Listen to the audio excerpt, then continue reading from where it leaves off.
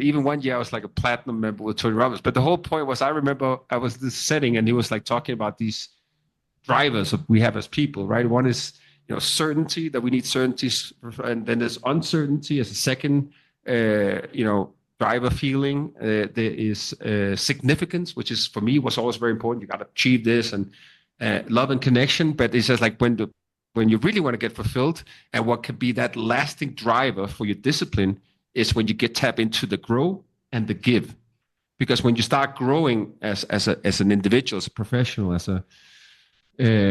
then all of a sudden you feel motivated. That fuels your motivation even further. And then when you have the opportunity, the blessing, the privilege to actually give that back to somebody, then it's really rewarding. Because then when you're demotivated at some point, like, you know what, there's a lot at stake here. I'm actually helping other people. I have a lot of employees here. We're helping a lot of clients. And then that can refuel your discipline. So I think if you can get beyond yourself and use those first four about I'm safe, or I need sobriety, I'm bored, I want to feel significant, or I had love and connection, or withdraw. If you get beyond your ego, beyond that, and just say grow and give, that helps with the drive and motivation, I think.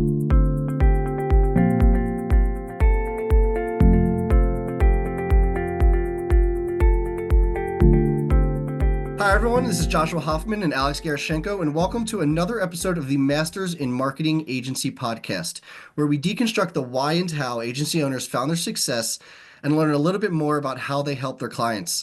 Today, I have Gary Garth, the founder and CEO of Elevate.io, a marketing agency that provides 360-degree solutions for behavioral health companies. Welcome, Gary. Thanks, guys. Thank you for having me. I'm looking excited forward to to this dive conversation. Always Same usually here. point something out that's behind you. So because we talked about the fig tree, I gotta give credit to your beautiful fig tree. But where I actually want to start is something that I understand you initially created for yourself, and now share with your clients and patients. And that's obviously your planner. So I really wanted to start there. Can you explain a little bit more about what's in this planner and kind of what it means? Oh, look at that. He's got it right. There we go. There we go. Perfect. Just in case. Yeah. So I created the Goals, Grit, and Grit this planner a couple of years ago. It came a little bit out of necessity for myself. I've been using planners and tools and journals my whole life. And at that point, I just sold my shares in a marketing agency and chose to invest into two overseas luxury boutique treatment facilities. And I was doing a lot of competitive research, mystery shopping, and was just very surprised that people go into maybe a 30-day program, and when they are discharged or when they leave the facility, why don't they have a structured plan with goals, establishing healthy rituals, exercising gratitude, journaling, like all these good exercises that are proven to work. So I was like, okay, I'm going to create this for my facilities. And at that point, I pivoted.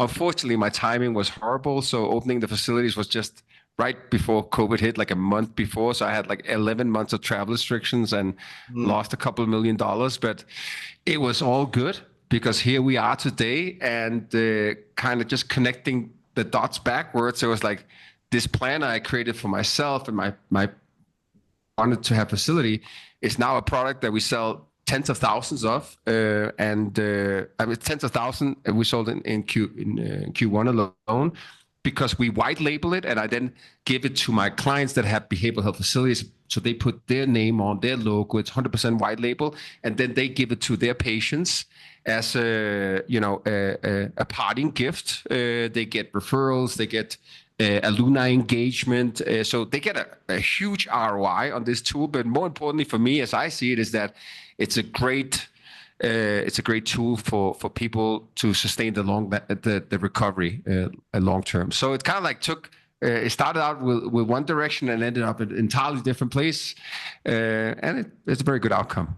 I'm happy about that. Did you guys get yours? I sent you a copy. I don't know if it landed yet. No, not yet. I will definitely look and it's. Yeah, thank you.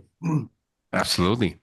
Yeah, I guess before we even dive, because I want to know what's in the planner. What I really like about what you said and how it's kind of given to people when they're leaving is, I think it's really, obviously these programs are really great, and we'll get into what you do specifically, but I think the programs are really great. But I think where a lot of the struggle starts is like integration and when you get back to real life Yeah. and sticking with the Yes. things that you learned. And a lot of Amen. times you are going into normal life with the friends that you had that got you into bad habits or things like that. So, Yes. first, I just want to say that I think it's really important that people that leave these programs do have something to like attached to and especially when it was given to from the program. Mm. I think it's just a good reminder in addition to the planning, and we'll talk about what's in the planner. I think it's just a good Yeah. reminder of like, okay, this is what I need to do and everything like that. So the question with all of that, yeah, is what is what's special about the planner, Yes. what's in the planner, all that kind of stuff. Absolutely. So it's basically a 6-month planner. The first exercise is basically a self-evaluation. It's very conventional. It's a common tool that's called like the wheel of life, where you have basically 8 categories of life and you score it from 1 to 10. And the whole exercise is to say, how do I feel spiritually? How do I have friends and family, finance, career, love life? Because very often, people get plans, they set goals, and they are very focused, especially A players, high performers, achievers. They always focus on the next milestone, the next achievement, the next level they want to. But that doesn't necessarily give you a balanced, fulfilled life. So you start by basically assessing, and then you go into what would a perfect a 10 out of 10 in each category look like. Then you go into establishing your long 10-year goal. You distill it down all the way down to 5, 3, 1-year goals, then quarterly goals, where it's like with specific action items, what you want to achieve.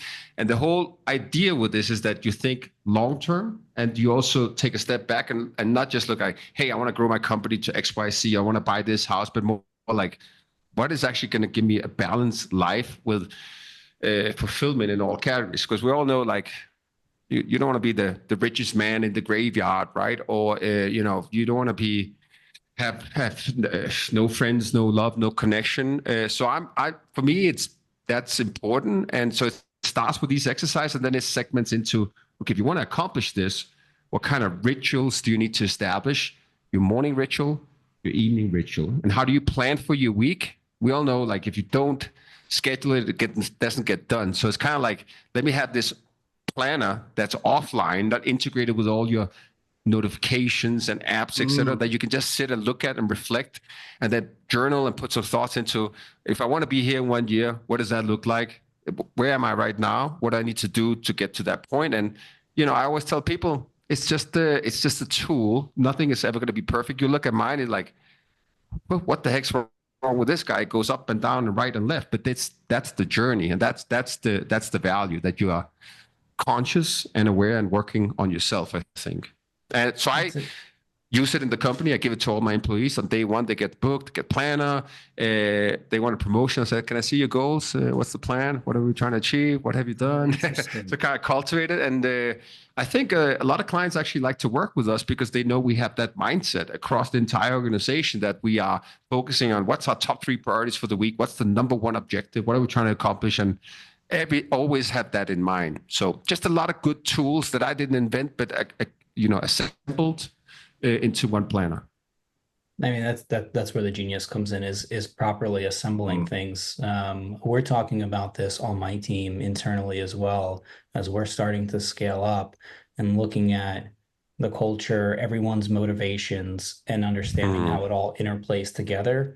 And I really like what you've done at the beginning, is looking like, where are you balanced? I did this exercise maybe 2 years ago. I keep everything in my calendar, everything that I do from work, life, etc., going to the gym, it's all in there. So one day Same. I took a year, I looked at a year back and I did percentages, because I have different colors for all the different parts, Same. right? And so I was able to see how much of my time was being spent in certain areas. And then that basically that feedback allowed me to make changes. And then you can look and figure out where to change. So I love that you've taken that and put it into a book and given it to someone that they can essentially start building from. That's fast. I'm excited to receive it. Absolutely. I look forward to your Yeah, feedback, thank guys. you. Yeah, of course. And you know why I think we want to keep diving into this and really get into like processes and habits is because Alex, as he just stated, like it's something that he has focused on forever, and I feel like it's where I struggle the most. Like I think there's things that I am decent at, but I think I struggle with habits and and processes the most. So I Yeah, want to actually, yeah. I want to tie this both into like business and personal. And I'll just ask for myself, like for someone that is struggling and maybe has tried a few of these things, either why is it not working or what should I be doing to just build better discipline? Great question. I think I know I'm very similar. So this came like out of necessity of necessity. Like if I want to improve myself or fulfill my potential or inspire best possible, I have to live up to my intentions and not just everybody can be motivated for a second, but the key is really the discipline, and discipline is difficult, right? I think, but you can train it. It's like a muscle, I feel. So I think it's evolved. Remember, I'm no spring chicken. I'm 45 years old, so it's come over the years. But I think it's a lot of different things. I think obviously you build habits, and it takes time. People is like, okay, you stick with it. All of a sudden, becomes like muscle memory is second nature. And people say, okay, it takes 44 days, or it's not true. It takes months to really reinforce a habit, and it takes even longer to let go of destructive patterns or bad habits. So I think you can do several things. You can have constant reminders, reinforcement, like a planner. Another big thing I think is like, the expression, birds of a feather flock together. Surround yourself with the right setting, the right people that you can feed off. I'm the same way. I'm drawn to energy. So I like to, if I'm around people that are disciplined, motivated, determined, I may be not sharing their exact view on things, but it stimulates me and inspires me in the right way. So if you have that opportunity, you should embrace it. But I always tell people, like sometimes people write me, they bought the planner, they're like, I'm here, I'm living in this neighborhood somewhere that I had never even been, and I don't have that opportunity. I'm like, you have the internet, my friend, or you have books. Start reading some biographies, and so you can get inspired in a lot of different ways, and just program your mind and look at it like a muscle. It takes time, basically. So yeah, daily reinforcement, I would say. Josh, can you go into your half-life of motivation, discipline, and kind of like your thoughts on Yeah, that? Because as yeah, soon as sure. Gary started going into that, I was like, go. Yeah, I have this, a lot of times we try to think of things for ourselves because we identified something that we're struggling with, and again, my struggle Mm, has always been discipline, and I've always tried to tie in, how motivation and discipline work together, and self-awareness, but I think for this, just talking about those two, and I have this like theory, I guess, that we all get these motivators, and motivators can be fleeting, and to find a motivator that lasts you a lifetime is very rare. And some people do have it, and they mm, milk it, and they become successful because of that motivator. But that's not all of us. mm, And what I notice is that a lot of times we get these motivators, and they almost have like what I call like a half-life, which is essentially like mm. like in science, right? Like it loses its impact. So Yeah. if you don't maximize or create a discipline or create a habit in that first half-life of the motivator, then you almost lose that motivator. And I guess the idea behind this tying it to discipline is the motivators don't usually last, and you need to create it into Mm, discipline, which again I still struggle with. Um, yeah. and then that being said, like each motivator has a different half-life, right? Like if someone unfortunately that's really important to you passes away, that might have a stronger half-life, but you still need to like maximize it in that, as opposed to maybe someone, well, maybe you get broken up with, and for some people that's a really long one, and for some people that's a really short one. Mm, But that's this like yeah. whole concept of like the half-life of motivation, but really the concept is get it to discipline as quickly as possible. So curious if you have any thoughts on that. Yeah, how do you get into discipline?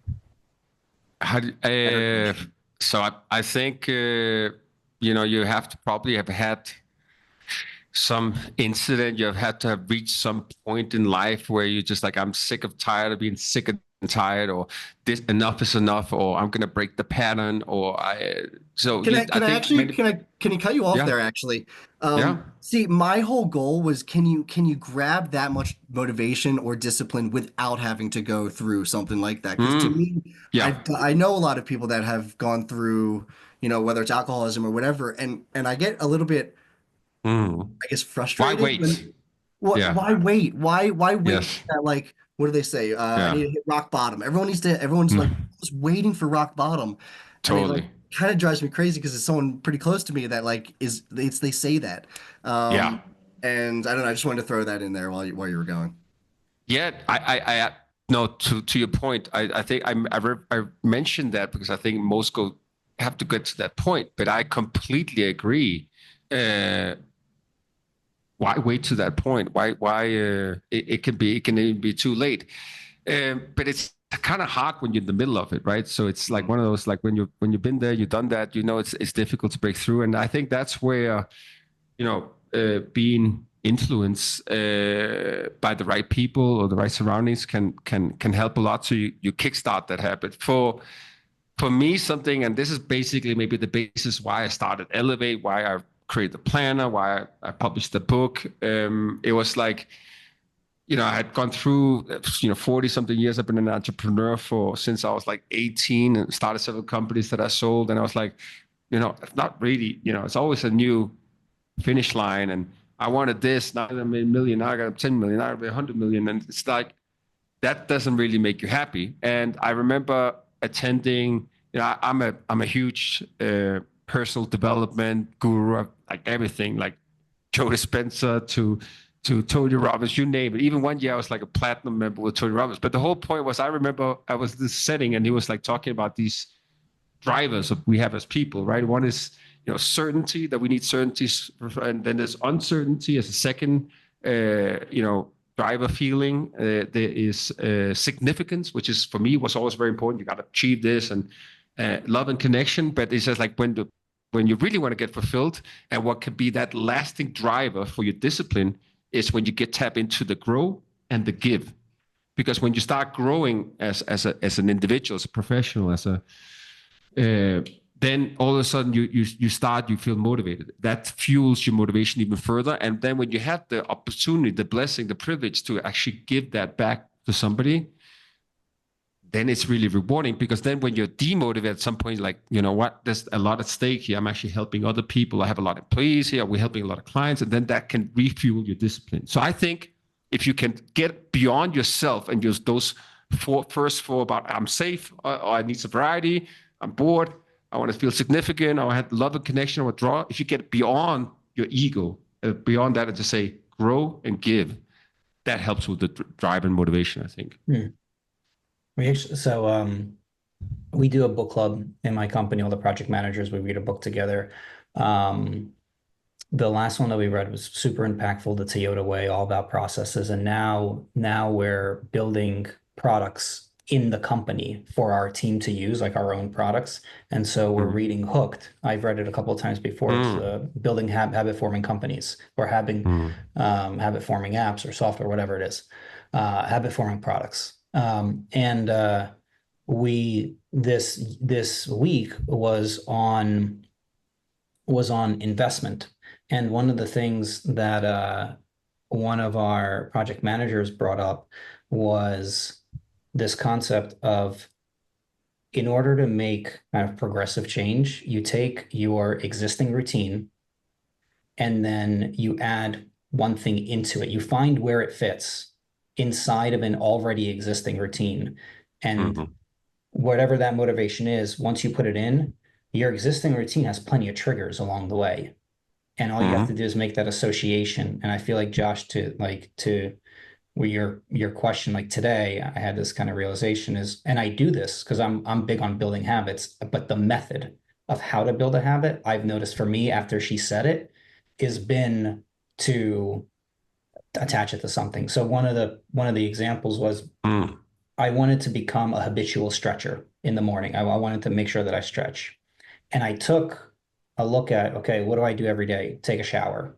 And I tied reaching for the handle to turn the shower on into my cue to stretch if I hadn't stretched that day. And then that worked for a very long time. So I feel like maybe, you'd have the motivation, tie it to something. Could be. Yeah, That's interesting. Yeah. And before we get into elevate.io stuff, I want to ask one of my favorite questions, and it will kind of wrap up this, process habits, all this. This is what I live for on this podcast, at least. What would you, and maybe you already answered this, but what is the difference between, you and someone who maybe had similar goals and didn't reach them?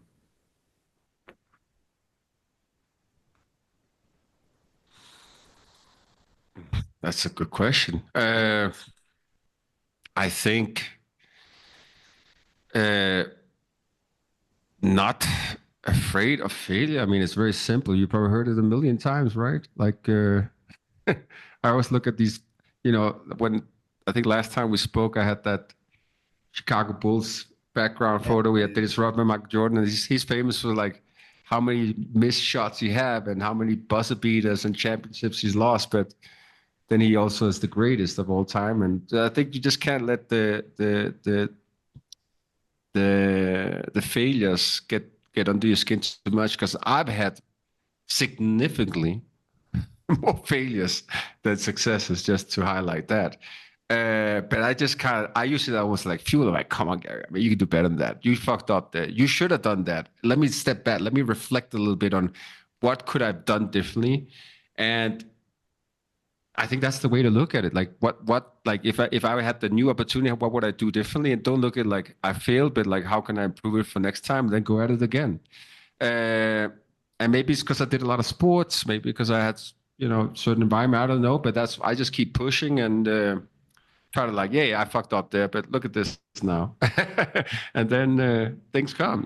We essentially hit a bullseye. I I think what you described with your planner and how it creates value for your clients and the white labeling is kind of like just scratching at the door of what you actually do in terms of process. And I'd love to dive into that Yeah, because what you're essentially giving to your clients is a portion of a process that yeah, correct. fits into a model that's successful that they Yeah. themselves don't have. And what I found from our conversation to me that was so impactful is that Mm, your clients, they serve someone who's in a vulnerable state. And mm, I love your motivation behind it of saying, here's someone who's in a vulnerable state. They have come to this company that is supposed to help them. They've made I'm here, I'm reaching out, but they fall through the cracks because that mm, company does not have the processes in place to mm. get them to whatever the success is. So I'd love to Yeah, dive into what are the processes that you set up for your clients yeah. as part of your company. I would love to hear more about that. Super impactful. Absolutely. I'm just like you. I think it all it starts and it ends with process. Everything, you can't scale a company without it, and sounds very cliche. And I think a lot of companies fail because like, okay, I read a book and now we got to write some SOPs. If it's not the right SOPs, it won't, like, garbage in, garbage out. It won't work. Mm-hmm. So, and that's what's effing difficult. And I think that's where founders or any entrepreneur, you go in, you have to go in and create. You have to go in, go into the lab, you have to go into the kitchen, you experiment with recipes, figuring out what works. And once you found that recipe that works, then you document it. You document it so that you can train the next one in it, and you have that guideline for whatever happens. So if I rewind the clock, many years back, then I learned it the hard way in terms of like, how do you scale something when you don't have good processes mapped out? Then things go wrong. You keep getting surprised, and it's never you never achieves like consistency. And I think like what I very look at when I'm talking with my managers or clients or partners is like, I think successful leader is good at you know creating good projections, predictability. They're analyzed properly and they have consistency in performance, because we all can have the motivation drivers and the stimulus, this economy, there's ups and downs. Top performers know how to drive consistency, and that comes with processes and properly assessing. So when I work with behavioral health facilities, we pitch that we do 360-degree solutions, and it is 360-degree because they come to us and say, Gary, I want more leads. The phone is not ringing. Okay, that's great. I have a whole like process. I have a ROI calculator where I start dissecting every single metrics, every single step in the admissions funnel, because we can drive all the leads in the world, but if they fall through the cracks because they don't have the right process or systems that is configured based on the right processes, it doesn't work. At the same time, you also have people thrown into the equation, the admissions reps or salespeople in other companies. And if they are like everybody's doing it their own way, it's not following what I call like I put in my, I wrote a book on it for my previous ventures called the $100 million Sales Playbook from when I worked with Google and Microsoft. I say the same now. I basically recreated it as like the behavioral health growth playbook. So I said the same way, you have to have the right strategy, the right processes, then back the tools with it, and then the people's got to be trained on that. When you have all of that in place, that's when you get the consistent results. And it's just a very tricky industry I'm in. So I think that's why so many people, there's not a lot of marketing agencies, for example, that cater to this vertical, because you got legit scripts, you got HIPAA regulations. There is constantly new legislation on like changes in the market, and it's very difficult. So prospective clients come to us, say, hey, I want Google ads, I want this cost per patient.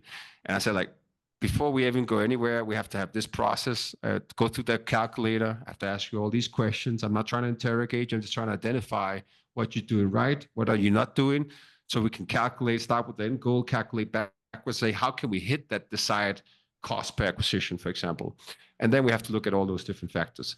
And the clients that are savvy, that are data-driven, that appreciate, the detail, I think we work great with them. We haven't had a cancellation, I think, in like 18 months. And I had a big agency before, and most agencies had like the number one metrics of everything is churn, right? Customer cancellation. I remember being at Google when I was a premier partner with them many years ago, and like there was every 3 months we were at Mountain View, and there was like there was always churn. What is the industry's average? 3%, 5%. What do you get? So for me, it's like you get the right clients on board, you educate them, they appreciate your transparency. We're very focused on that, and you require that we have to focus on numbers and data, and then it works. So when you ask what kind of processes, I think that's like that could be a 2-hour conversation. The topic it's everything from lead scoring to how we integrate it with technologies, how we report on it. And at the same time, I tell them, like, why are you spending $10,000 here on Google Ads if it's not a cohesive strategy with your brand, with your social media, with the SEO, with your local community, with having a planner, being in the local media and reinforcing. When you start doing that, it kind of has a snowball effect. So, of course, not everybody understands that from day one. And I think we have a few clients that's been with us from almost like the first 2 clients came on board, still with us now 2.5 years later. They didn't have like a call tracking system when they came on board. They didn't even have a CRM, right? They came and said, I just want this. Now they have CRMs and they do all kinds of ads and all programs. So it's kind of like I said, let's crawl, walk, run. But let's agree that we want to go over here. And to get here, we have to do all this legwork. But then it's also going to be beneficial. And those facilities has gone from 1 location to 4, 5 locations. So it's great to see that it works. And I use it as a reference point when I bring with new clients. It's like, listen, we may not be the right fit for you. If you just want to hear somebody telling you what you want to hear, what you can accomplish and this goal, I'm not a salesperson. You can pressure me. I know all the data. I know the numbers. So I'm going to tell you what's realistic or not. And also if we can hit that, but we have to understand which buttons we have to turn to get to that point and create a process and reinforcement, and then you'll get to it. So I guess that was a very long answer, trying to distill an even longer explanation. Yeah. Had you given us 2 hours, we would have taken the 2 hours. Exactly. I can keep diving in. I absolutely love this approach because you're not treating a symptom, right? Like, for example, the symptom is I need more leads. That's a symptom of a much more systemic problem, and you take a holistic approach, which is amazing. So I'll pause there. Go ahead, Josh. No, I got nothing else. I was letting you double click a few more times, Alex, if you got any more process questions. Otherwise, we can wrap up. Okay. Yes. So one of the other things that I think ties into your mission for this company, and why you started it, I would love to hear why you went into this in the first place, because I think that kind of brings it all together as to why you're so detail oriented into their processes. Could Mm, you tell us more about that? yeah, yeah, absolutely. So uh, I've read several companies, been in media and sales pretty much since my early 20s. Uh, Before this company, I co-founded a large agency. We had like thousands of clients, and we were like a white label reseller. So basically, at the end, I was selling marketing services to about 200 other marketing agencies that would resell to SMBs. So I had an opportunity to learn from these big tech giants and very smart people. I had a lot of great employees, and I worked with other smart agencies. So I learned a ton. And I remember clearly it was like 8, 9 years into it, and we had grown, and we were like fast growing company 4, 5 years in a row, fastest growing company in the Inc. And but I was just empty. I just felt like, what's next? Unfortunately, my best friend from Denmark, he died from an overdoses. It hit me in the head like very strongly. I had another good friend. Um, he hasn't passed away, but he ruined basically his life because of drugs. And I knew some acquaintances at these big companies that lost their job because I saw a connection that high performers, entrepreneurs, they have to cope with all this stress, and they typically do it with destructive habits, alcohol, drugs, some sort of addiction, right? That is not healthy for them.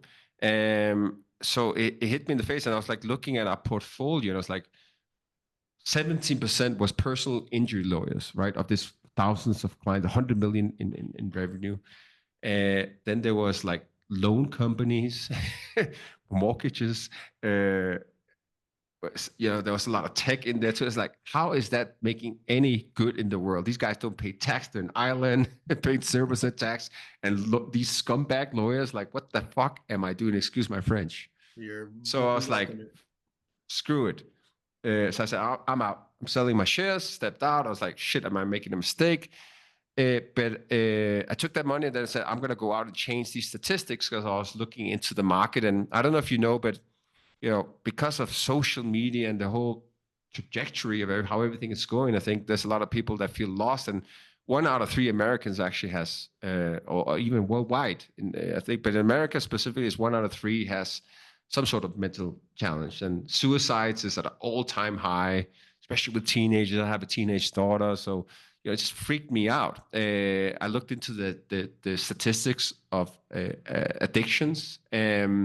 With the opiate crisis, and it's basically at a state that it kills more people than car crashes and homicides and everything combined. Basically, you take all that, and it's still the #1 killer, and it doesn't get any attention in the media. And then I was like looking at my friends and like, what kind of options would they have had? And then I learned that less than 10% of the 24 million Americans alone that are struggling, that are suffering with some sort of addiction, less than 10% gets treatment. And I started wondering, why is that? That's weird. Then I looked at the market. There was over 20,000 treatment centers, and then the majority is not even at full census. A lot of them are struggling. So I was like, why is there a gap? That doesn't make sense. So when I first wanted to open up my own facility, I was like, who the heck am I kidding after? And that's why I'm so blessed that COVID happened, because instead I would have tried to run my own facilities instead of saying like, if I instead create the right processes, the right technology, the right framework from acquisition to alumni discharge across the board, then I can help all these facilities. Well, our client profile is typically like they have a medical degree, they are a therapist, counselor, clinical director. They're doing it out of passion. They're just not marketers. They're not operationally savvy. So by me coming in and working with them and not being some SEO snake oil salesman and really have good intentions, I don't care if I have a 30% margin or 70%. I earned enough money. I don't have to work. I earned enough money. So I said, I just want this to work. So I've been obsessed about creating the right product, the right solution, so that they get to full senses. And thereby, I indirectly are helping all these people that I otherwise wouldn't have done. So for me, that's my big why. That's our purpose. When we have, like we do quarterly kickoffs here at Elevate with all the employees, and there's always top performers, here's our objectives and OKRs, what are we trying to accomplish? But I always start out by saying, how many people did we help this quarter, right? All these clients we have combined, how many admissions, how many patients have they treated? Where were they at the starting point before Elevate? Where are they now? And that delta, that's because of us. And for me, that's a big driver. Sure, let's be successful. Let's make some money. But if we can help a lot of people along the way, for me, that's that extra juice that gets me out of bed, or at least get me through the hard times that undoubtedly is with any entrepreneur. It helps fuel the discipline. You have that recycling motivation that comes through, and seeing what you've done helps fuel consistent redevelopment and investment into the discipline. So it's amazing. And, thanks for sharing that. Let's end it on that powerful note. I think that's a perfect place to stop. And as we come up to the end of the episode, I just want to give you an opportunity to mention how people can find you and anything else you'd like to end with. Absolutely. You can go to elevate.io. That's ELEV8.io. You can hit me up on social media. I always answer myself. It's Gary Garth. I'm on Instagram, LinkedIn, etc. And you can purchase the book or planner. And I love feedback, and I send out a lot of free copies as well. I just want to help people. So reach out to us, and especially if you work within behavioral health, I'm very interested in chatting and about how exploring how we can potentially help more people and grow a facility. Awesome. Thank you so much for coming on the show. And for those of you who learned something new from this episode, please consider giving us a like or a follow so we can continue getting the highest quality guests. And as always, thank you for listening. Gary, this was definitely one of our most powerful episodes. Really appreciate it. Alex, Josh, thank you guys. Very good interview. Thank you. Appreciate it. Great episode. Thanks for listening to the Masters in Marketing Agency podcast. I hope you got a ton of value out of this episode. And before we go, I just want to thank our sponsors, DevNoodle. DevNoodle provides marketing agencies with the ability to offer their clients unlimited website design, build, and management services with fixed monthly plans.